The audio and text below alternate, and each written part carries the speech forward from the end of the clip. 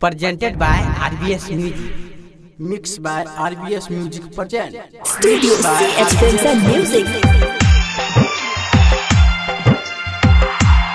लोग तो अपना बनाकर छोड़ देते हैं। अरे लोग तो अपना बनाकर छोड़ देते हैं।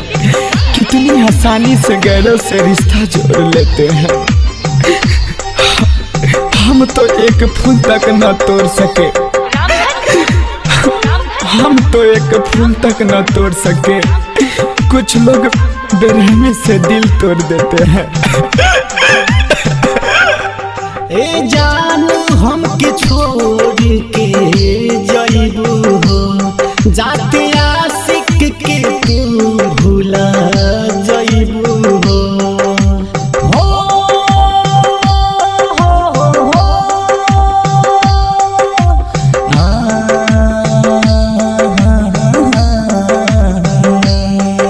ए जान हमके छोड़ के जाइबू हो, जाते आशिक के तू भूला जाइबू हो। छीन लिहलू तू दिल से मुस्कान हो, छीन लिहलू तू दिल से मुस्कान हो। जान जाइबू हो शमशान हो, जान जाइबू हो शमशान हो। हमें ना मोहब्बत मिली ना प्यार मिला, ए सनम हमें ना मोहब्बत मिली ना प्यार मिला। हमको जो भी मिला बेवफा यार मिला। अपनी तो बन गई तमाशा जिंदगी, हर कोई अपने मकसद का तलबगार मिला। क्या कहिए करे जा। कईनी कसूर कवन जाइबू हमके छोड़ के, तोहरा याद में भरल आँख लोर से।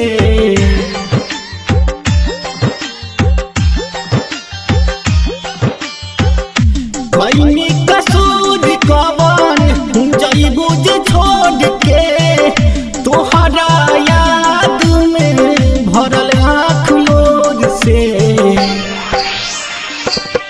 दिल में बस के तू भाई हो अनजान हो, दिल में बस के तू भाई हो अनजान हो।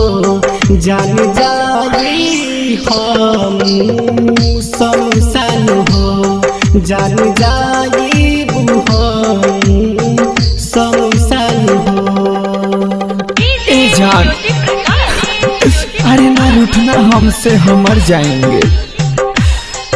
दिल की दुनिया तबाह कर जाएंगे। न रूठना हमसे, हम मर जाएंगे। अरे दिल की दुनिया तबाह कर जाएंगे।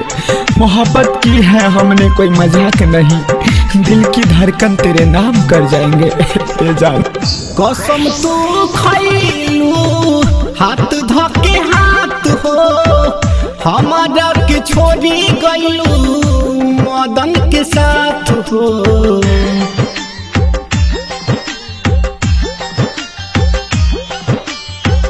कसम तू खैलू हाथ धके हाथ हो, हमारा के छोड़ी गईलू आसिफ के साथ हो। नवीन के तोर दिहालू अरे महान हो, नवीन के तू तोर दिहालू अरे महान हो। जान जाइबू हम शमशान हो, जान जाइबू हम शमशान हो।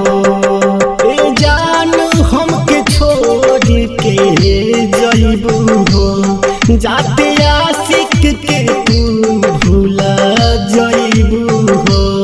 छीन लिहलू तू हमर मुस्कान हो, छीन लिहलू तू दिल से मुस्कान हो।